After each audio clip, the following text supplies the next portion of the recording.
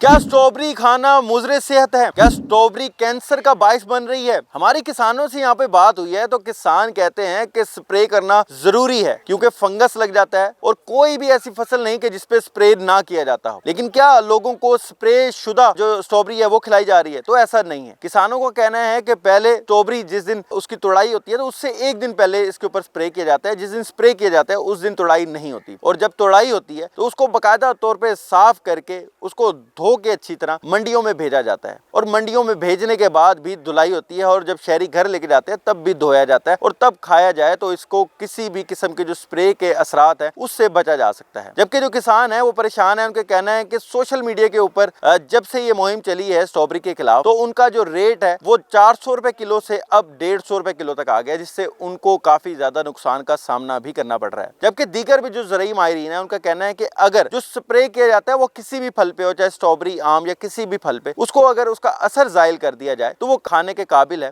और उसके ऊपर किसी भी किस्म का बीमारियों का कोई भी मसला नहीं होता।